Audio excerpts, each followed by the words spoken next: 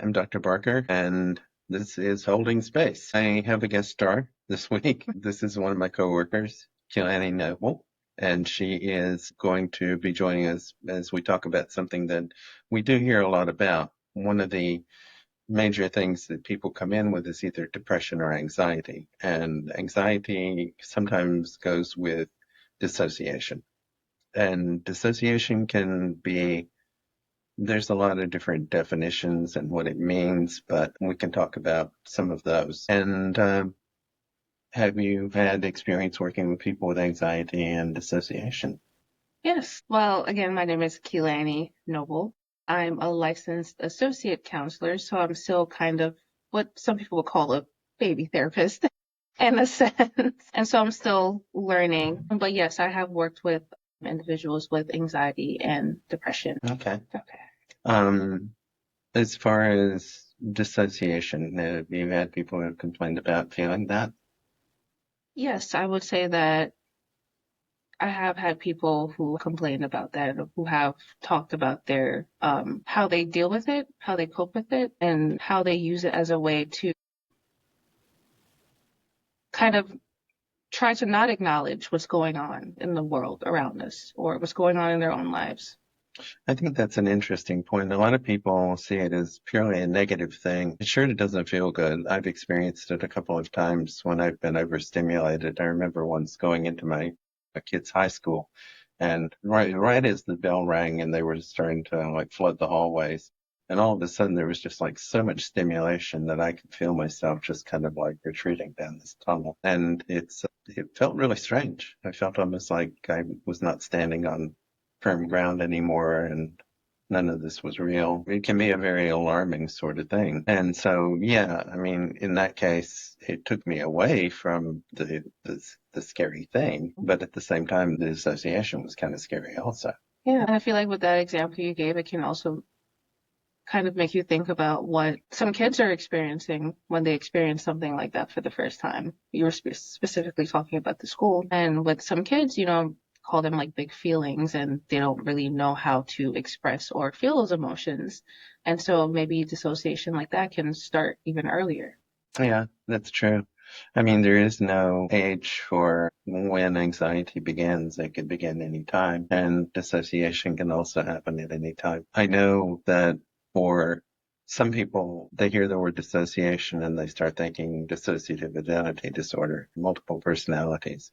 But no, that's not really the same thing. That's an extreme form of dissociation in which you have split off aspects of your personality into totally separate personalities. And it's exceedingly rare. In doing this for over 25 years, I've never seen one case. And I've seen literally thousands of people. Wow. I've seen literally thousands of people. Mm-hmm. Anyway, but I mean, and there's some people who feel like, yeah, I definitely have it. A lot of times, as I referred to when we were talking about bipolar disorder and borderline personality disorder, you may feel like a different person, but that's a different persona. It's not necessarily that you've become someone else. You still know the same language. You still know the same things. You still know whose clothes you're wearing. Those things remain the same. It just feels really strange to have it. Have you ever had dissociation yourself? Because I told my dissociation story. I would say that I have experienced this dissociation, or what I would consider to be my version of dissociation in my life. I find myself doing it when there seems like there's so much going on in the world around us. And I do acknowledge that I feel like I do have that privilege to do that, whereas there are other people who aren't able to do that or don't have time to think about doing that. Even with like what's currently going on in our world, in our country, I find myself just, for example, shutting off any news I can related to it. Or if I hear someone start to talk about it, maybe I'll try to change the conversation, um, to just keep myself at a kind of sane level, try to be as stress-free as possible. But then I do find myself still sometimes actively thinking about those things, about what's actually going on, when the dissociation has kind of just stopped or I'm not able to do it anymore. The reality kind of comes back into play. That's a really good point. Sometimes it can serve as a warning signal that it's time to step back from the thing that's causing you anxiety. Um, I have found that once you can start experiencing dissociation, it becomes like easier to find your way back to it. It's almost like it wears a rut in your brain, like a wagon wheel rut. And your wheel falls back into it more often. But it's yeah, for some people it becomes sort of habitual. But again, if you can use it as a tool for escape, then hey, I'm having that feeling again. That means it's time to rest in my brain. Yeah, I think that's the case, but I think also it can be, I guess I could say harmful in a sense, or maybe even the example I was talking about with myself, not being up to date with a lot of what's going on in the world. I'm trying to stay away from it, but knowing that it's still evident, it's still happening, it's still there. And so sometimes you kind of find yourself behind on information, um, when you could have tried to stay up to date with it. But then there's still that feeling of not wanting to feel those strong feelings of those strong feelings of what other people are experiencing, or even maybe what I'm experiencing from the current state of art. That's another really good point is that sometimes anxiety is contagious. There are times that we have our own anxieties in and of ourselves, and there's sometimes that it comes from the outside and we experience a stimulus, we see something, we hear something, we are feeling something as a result of something that's happening outside of ourselves, then it triggers our own anxiety. There's all kinds of levels of anxiety, and we can talk about some of those in future episodes, but social anxiety is one where you don't want to go out amongst people because either you don't know what's going to happen or you have some feeling about what's going to happen and it's not good. And, then there's generalized anxiety where you're basically nervous about everything. Then there's some that's more specifically related, and I've talked about phobias in the past. But again, anxiety is pretty terrifying, wouldn't you say? Yeah. Yeah. It's not a good feeling at all. I mean, people talk about anxiety, so you just have anxiety. But no, it's not good. It's not pleasant at all. So being able to dissociate from that is okay. But it becomes a symptom to be problematic when, I mean, I was working with this one girl who experienced dissociation so much that she couldn't keep track of what was going on, what we were talking about. She said, I have the memory of a walnut. And it wasn't quite that bad. She compared herself to a goldfish at another point. But what happens is when you are, okay, how memory works. Let me know if I'm talking too much. Never. Never let me know, or I'm never I'm talking learning. too much. Okay. Oh, When you, sorry. sorry, I just had to throw that in there. Hmm. When you are learning something, let's say, for instance, you and I are talking about anxiety and you're learning something about it from me. I'm giving you some facts and information. And then somebody walks by outside and either they're talking about something loud or they're saying something that relates to something that you know about. And suddenly you're attending to that. You're not attending to me as much. And memory is like Velcro. If you are able to hear something and associate it with something and it sticks long enough, then it goes into short-term memory. And then from short-term memory, a little file clerk comes along and wheels it in a cart and takes it to long-term memory and you're able to remember it. But if something gets in the way, like dissociation, then that's an internal stimulus that breaks the flow and keeps the Velcro from sticking. Hmm. So, again, that's one way that it can be, and it can become habitual. Other things about dissociation, are there any particular disorders that you've seen that have particularly strong components? Of dissociation? Yeah. Well, as I was saying before, I am a baby therapist. I have not seen as much as you have at this point in time, but I don't doubt that I'll see it or be able to recognize it even then. And I feel like it also takes a lot to admit that maybe there are some things that I haven't recognized in some folks as dissociation because I'm still learning and growing and understanding like the whole process of mental health because there's one thing with learning about it in school, but there's another thing with actually experiencing it and working with people, real people, and not the examples that they give you in college courses.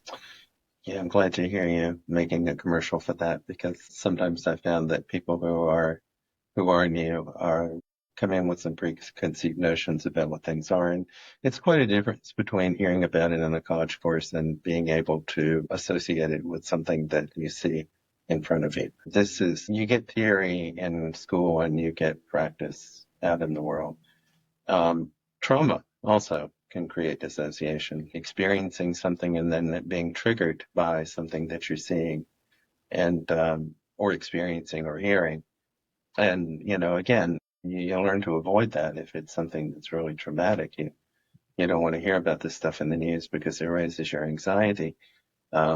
If you are being triggered by something that reminds you of a previous trauma, then to be able to take a step back from it, and sometimes you're not even aware that you're doing that. It's not conscious. It's just not here anymore. It's a way of dealing or trying not to deal with what you have going on. Because you find that some people do it if they're triggered by something and or there's an event that reminds them of a traumatic event that they had in the past.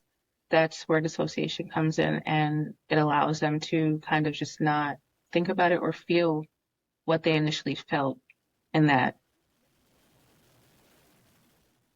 I guess I'll say triggering event, traumatic event. Yeah, and I think one of the things that people describe uh, as a symptom of dissociation is feeling like nothing is real, that maybe people are robots, that this is not really something that's happening, it's a hallucination. And that's about as far a step back from that as you can. But think about it. I mean, if you're thinking that everybody's robots, you're not really thinking about your trauma anymore. Right. You're in a different place. You're in a different time. Totally related to reality in a different way. So would you say in a sense that's creating an issue that's not there and now having to deal with that issue of thinking, for example, that people aren't real and that's something that you're actively thinking about and that's affecting your mental health? Yeah, that's a good question because I mean, sometimes the experience of dissociation creates more anxiety, and then you have anxiety on top of anxiety. It's like layers of an onion. Mm-hmm. And, people will come in reporting anxiety because I feel like nothing makes any sense anymore. Mm-hmm. But, you dig down a little bit, you'll find that there is a pattern to this. I would also say with dissociation, or like you were talking about earlier, DID, you see that it's portrayed in the media, and I feel like sometimes in a very dramatic way, which creates stereotypes or what people believe dissociation actually is versus what they've seen on in a movie or on TV and seeing that this person is completely out of reality. And there's more going on there too. Yeah. No, I've actually had people that I've said, well, that's probably a dissociation to cope with anxiety. And they're like, does that mean I have a split personality? Are you sure? And, that they hear the word and it just triggers their worst fears, which again is another form of anxiety and layered on top of other anxieties. But, thank you for joining me to discuss this. And, maybe I can bring my baby therapist back to talk about some more things in the future. No, you're doing fine. And, again, it's kind of like I consider everybody that I work with colleagues and we have different levels of experience, but, we all have something to bring. Mm-hmm. And, Kilani is extremely calm and wise, and I have a good time talking to her. So if you ever call and you want a therapist, she's a good one. Thank you for holding space for us. If you like this broadcast, then hit like and subscribe, email, leave comments and questions, and feel free to dispute me if you don't agree. I don't think I know everything. been accused of that occasionally, but no, I don't think I know everything. And I think that we all have something to learn from each other. That's why I like doing these dialogues whenever we can. Yeah. Thank you for having me. And I feel like I also learned a lot during this podcast, talking to you about dissociation. And I mean, I would argue and say that I feel like you do know everything. But like you said, if there are people that don't agree, it creates discussion and it allows you to see other people's points of views on why they feel like you may be incorrect on something. And you may be. No one's Yeah. always right. Yeah. And everybody's experience is their own experience. So if you've had something that disagrees with the sort of like general viewpoint that I have, you can point that out. That's actually led to a couple of these podcasts is people leaving comments asking about what about this compared to that? And, or, do you really think this is happening? And I think those are really valuable things. It's all learning experiences and we can all benefit from that. So thank you for holding space for us, and I'll try to get her to come back again another time. But in the meantime, you'll have to look at my face. And thank you for holding space for us as we hold space for you. And feel free to send in those questions and comments. Thank you.